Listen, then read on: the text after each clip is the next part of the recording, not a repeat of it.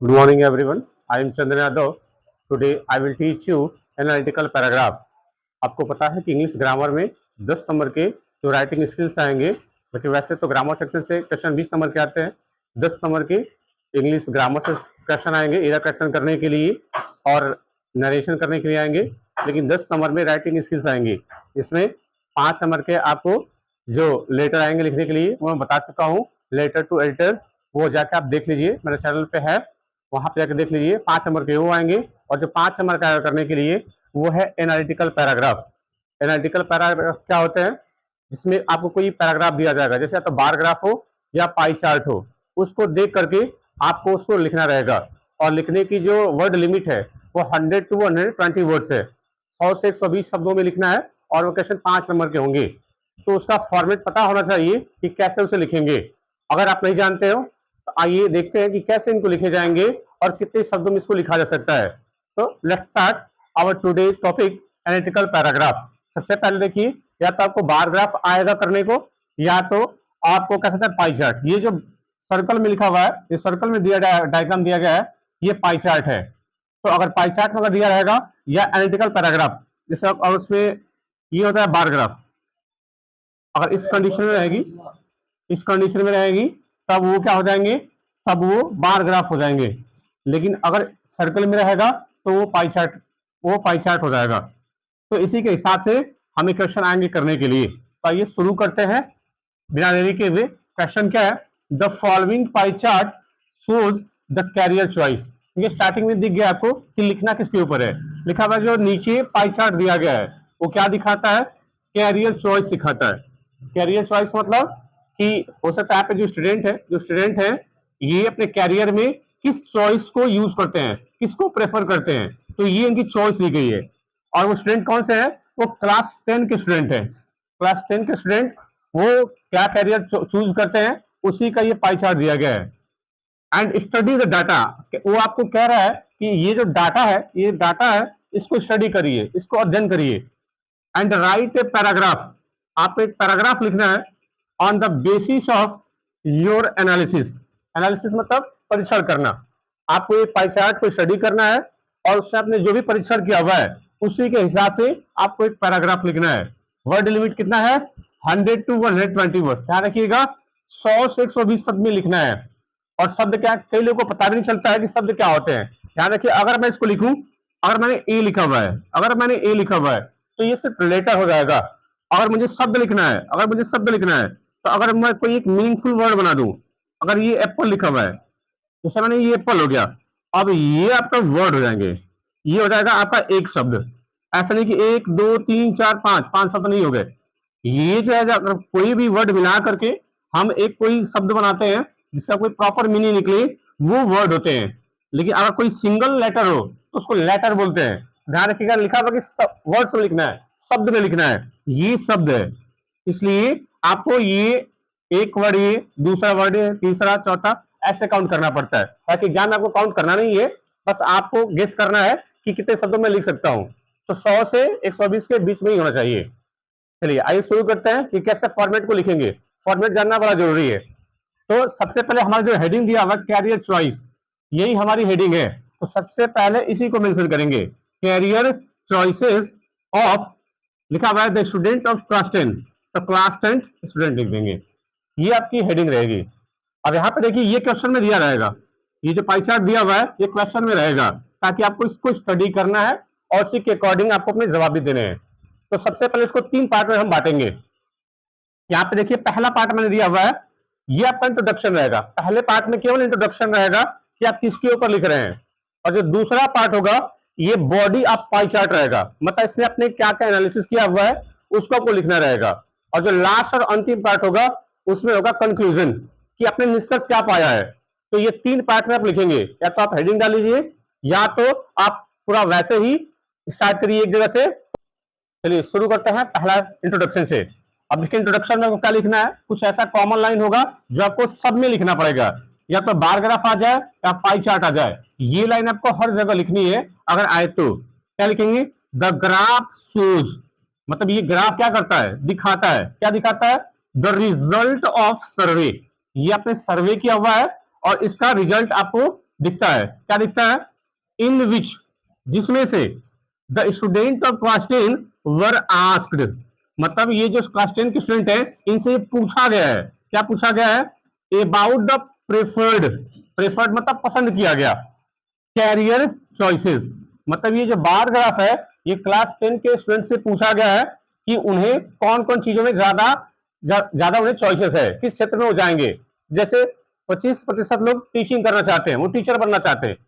20% लोग हैं जो स्टूडेंट हैं क्लास 10 के, वो सोल्जर बनना चाहते हैं। तो उसी प्रकार से ये क्लास 10 के स्टूडेंट से पूछा गया है कि आप क्या क्या क्षेत्र में जाना चाहोगे, तो उसी का ये डाटा है। द स्टूडेंट मेंशनड, अब जो स्टूडेंट हैं उन्होंने मेंशन किया है, क्या मेंशन किया है? सम पॉपुलर फील्ड्स, ये कुछ पॉपुलर क्षेत्र हैं, इसको स्टूडेंट ने मेंशन किया है, मुझे इन क्षेत्रों में जाने हैं।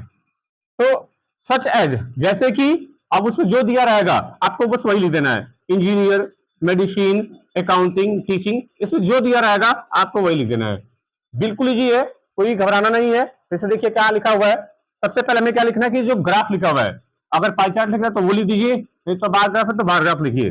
लिखेंगे द ग्राफ शोज, मतलब ये ग्राफ दिखाता है, क्या दिखाता है? द रिजल्ट ऑफ सर्वे, ये सर्वे किया गया है उसका रिजल्ट दिखाता है, जिसमें से, इन विच मतलब जिसमें से, द स्टूडेंट ऑफ क्लास 10, जो स्टूडेंट है क्लास 10 के, उनसे पूछा गया था कि उनका पसंदीदा क्षेत्र क्या है। तो उन्होंने बताया कि ये कैरियर चॉइस था, जिसमें स्टूडेंट ने मेंशन किया था कुछ पॉपुलर क्षेत्र, और बस उसमें नाम लिख देना है इसमें कौन कौन से पॉपुलर क्षेत्र हैं। तो ये रहा आपका इंट्रोडक्शन। इंट्रोडक्शन आपको सब में ऐसे लिखने हैं, बस जो दिया रहेगा ये वाला क्षेत्र यहाँ पे चेंज कर देने हैं, बाकी स्टार्टिंग की लाइन आपको सेम यही रहेगी। अगर क्लास 10 का लिखा रहेगा तो आप लिख दीजिएगा, और क्लास को दूसरा दिया रहेगा तो आप क्लास चेंज कर सकते हैं। तो बहुत ईजी है, ध्यान से देखिएगा, एक एक लाइन आपके लिए काफी इंपॉर्टेंट है अगर आपको एग्जाम क्रैक करना है तो। चलिए दूसरा पार्ट चलेंगे जिसमें है बॉडी ऑफ पाई चार्ट। अब इसमें आपको सभी ये बातें लिखनी है जो आपने इसमें देखा है। शुरू करते हैं फ्रॉम द पाई चार्ट। अब आपको ये बात सब में लिखने हैं, चाहे ये बार ग्राफ रहे चाहे पाई चार्ट रहे। From the pie chart it is clear that, pie chart देखने में ये पूरा स्पष्ट है, क्या स्पष्ट है?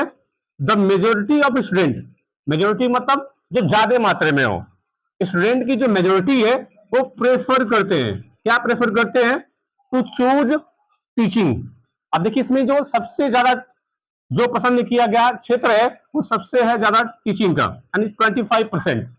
तो सबसे पहले तो आप स्टार्टिंग किसी से भी कर सकते हो, चाहे इंजीनियरिंग से भी, चाहे यहाँ से भी, चाहे यहाँ से भी, चाहे सबसे बड़े से भी, आप किसी भी क्षेत्र को पहले ले सकते हैं। तो ध्यान रखिएगा ऐसा कोई नेसेसरी नहीं है कि जो सबसे ज्यादा होगा परसेंटेज उसी को लिखना है, आप किसी को भी लिख सकते हैं। तो मैंने स्टार्ट किया है जो सबसे ज्यादा वाला है। तो मैंने देखा कि यहाँ पे जो टीचिंग है वो over all the untrodden sphere. Untrodden sphere क्या होता है? जो अनजाना क्षेत्र होता है, जो अनछुआ क्षेत्र होता है। तो जितने भी क्षेत्र हैं उनमें सबसे ज्यादा टीचिंग ओवर है, मतलब टीचिंग सबसे ज्यादा है और वो है 25%। तो आप चाहेंगे तो आप परसेंटेज भी लिख सकते हैं, टीचिंग ओवर यहाँ पे 25% भी मेंशन कर सकते हैं। अब ये हो गया टीचिंग का। अब उसके बाद चलते हैं कि और कौन कौन से क्षेत्र हैं। तो 20% स्टूडेंट्स, यानी 20% छात्र ऐसे हैं। अब देखिए 20% में कहाँ कहाँ पे है? मेडिसिन भी है और सोल्जर भी है। तो 20% स्टूडेंट शोड देयर इंटरेस्ट, 20% छात्रों ने क्या दिखाया? इंटरेस्ट किसमें दिखाया है? इन पैट्रियोटिज्म, है ना, देशभक्ति में, यानी वो सोल्जर बनना चाहते हैं। 20%, ये आपकी सब में लाइन रहेगी। अगर परसेंटेज दिया हुआ है तो 20% ऑफ स्टूडेंट आप मेन वर्ड लगाएंगे, इसमें इंटरेस्ट लेते हैं तो ये लिख करके, और जो क्षेत्र होगा वही यहाँ पे मेंशन कर देंगे। बिल्कुल इजी लाइन है। देखिए इसके बाद फिर क्या लिखा हुआ है, फिर मुझे वही काम करने हैं, मुझे अलग परसेंटेज लिखाना है। तो देखिए लिखा हुआ है 13% ऑफ द स्टूडेंट्स, ये परसेंटेज सब में अलग रहेगा, लेकिन ध्यान रखिएगा ऑफ के बाद आपको यही वर्ड लिखने हैं अगर स्टूडेंट के लिए रहेगा तो। 30% of student opted to be engineers. अब जो 13% स्टूडेंट है वो क्या बनना चाहते हैं? वो इंजीनियर बनना चाहते हैं। देखिए इंजीनियर कितने हैं? हाँ 22% है, तो यहाँ पे मेंशन कर देंगे 22%। ये गलती हो गया था, परसेंटेज 22% मेंशन कर देंगे। इसके बाद वेयर एज, वेयर एज मतलब जबकि, जबकि जो 20% ऑफ देम है, यानी 20% जिनमें से हैं वो क्या है? Like to become doctor. अभी जो 20% है यानी जो मेडिसिन है, तो 20% ऐसे स्टूडेंट हैं जो डॉक्टर बनना चाहते हैं। सब में परसेंटेज आपको लिखना है। फिर क्या करेंगे, ऑफ प्रीपोजिशन लगाएंगे, ऑफ प्रीपोजिशन लगाएंगे और उसके बाद जो यहाँ पे स्टूडेंट होगा या पीपुल होंगे वो लिख देंगे। इट इंडिकेट्स, अब ये चीजें क्या इंडिकेट करती हैं, द डॉक्टर एंड सोल्जर। अब देखिए डॉक्टर जो थे यानी जो मेडिसिन थी और सोल्जर थे, ये दोनों के इक्वल परसेंटेज हैं, तो लिखेंगे it indicates that doctor and soldier are the preferred of equal, यानी ये दोनों परसेंटेज जो है ये बिल्कुल इक्वल है दूसरे के, तो लिखेंगे तो 20% sorry soldier and doctor R the preferred of equal fraction of students. तो अगर कोई 2% अगर मिलता रहेगा तो उसको जरूर मेंशन करेंगे कि both are equal percentage. Accounting was chosen, अब देखिए इसमें अकाउंटिंग कहां पे है 13%, तो लिखेंगे अकाउंटिंग वॉज चूजन, इसको पैसे में लिख देंगे। Accounting was chosen bye 30% of the student, देखिए 13% जो स्टूडेंट है उन्होंने अकाउंटिंग को प्रेफर किया है, तो कैसे लिखेंगे अकाउंटिंग वॉज चूजन, वर्क की थर्ड फॉर्म यहाँ मेंशन कर देंगे, सेंस हो जाएगा पैसिव का क्योंकि यहाँ पे बी की फॉर्म लगी हुई है। तो अकाउंटिंग वॉज चूजन किसके बाद चूज की गई है बाई 30% ऑफ स्टूडेंट्स।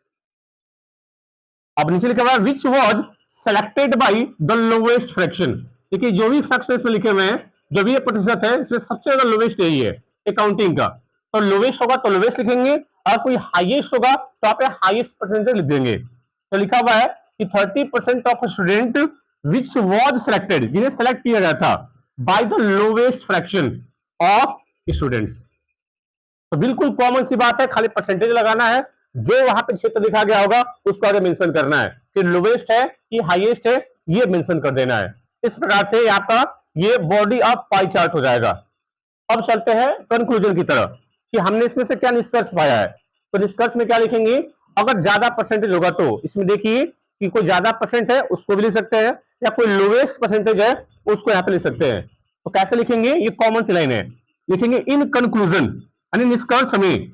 अब मैंने मेंशन किया है टीचिंग वाले को, सबसे हाईएस्ट वाले को मैंने लिया है, आप हाईएस्ट वालों को भी ले सकते हो या लोअर को भी ले सकते हो, तो अभी भी आपके लिए इजी रहेगा, कोई भी आप ले सकते हो।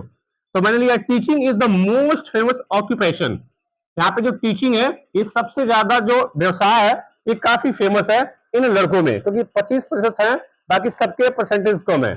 तो लिखेंगे teaching is the most famous occupation in this pie chart. अब यहाँ पे बार ग्राफ रहेगा तो बार ग्राफ लिखेंगे, पाई चार्ट रहेगा तो पाई चार्ट प्रेफर करेंगे। तो teaching is the most famous occupation in this pie chart, ये आपकी हमेशा लाइन नहीं रहेगी, बस खाली ये ऑक्यूपेशन चेंज हो जाएगा, बाकी पूरी की पूरी लाइन वही रहेगी। बार ग्राफ रहेगा तो बार ग्राफ, पाई चार्ट रहेगा पाई चार्ट। वेयर एज, जबकि द लोवेस्ट परसेंटेज, मैंने हाईएस्ट को भी लिया है लोवेस्ट को भी लिया है, यही कंक्लूजन होता है, ध्यान रखिएगा। जब आपको कंक्लूजन लिखना रहेगा तो सबसे ज्यादा और सबसे कम वाले को आप ले सकते हैं। और the lowest percentage is 30% of the student who preferred accounting, यहाँ पे 13% ऐसे स्टूडेंट हैं जिन्होंने किसको प्रेफर किया है, अकाउंटिंग को प्रेफर किया है, यानी वो 13% स्टूडेंट वो अकाउंटिंग क्षेत्र में जाना चाहते हैं। तो इस प्रकार से आपके 100 से 120 शब्द के अंदर ये आपके एनालिटिकल पैराग्राफ लिखे जा सकते हैं, और टोटल ये जो मार्क्स होंगे, इसका जो मार्क्स आएगा ध्यान रखिएगा, ये 5 नंबर आपको मिलेंगे इसको लिखने के। और अगर आपने इस प्रतिशत लिखा, इस टाइप से लिखा, तो 3 या 4 नंबर आपको मिल सकते हैं, ग्रामेटिकली नहीं होने चाहिए, और स्पेलिंग की मिस्टेक पर ध्यान रखेंगे, तो आपको 3 नंबर या 4 नंबर मैक्सिमम मिल जाएंगे अगर आपने इस ढंग से लिखा है। तो ये रहे एनालिटिकल पैराग्राफ, मैंने आपको लेटर टू लेटर पढ़ाया हुआ है, अगर आपने अभी तक नहीं देखा हुआ तो जाइए, बहुत ही बढ़िया तरीके से मैंने समझाया हुआ है। अगर आपको एग्जाम में अच्छे नंबर लेके आने हैं तो आपको इन चीजों को जरूर देखना होगा, और अगर आपको अच्छा लगा तो आपका काम है कि बहुत सारे स्टूडेंट को भी शेयर करिए ताकि उन्हें भी इस चीज का फायदा मिले। आज के लिए इतना ही, थैंक्स फॉर वॉचिंग।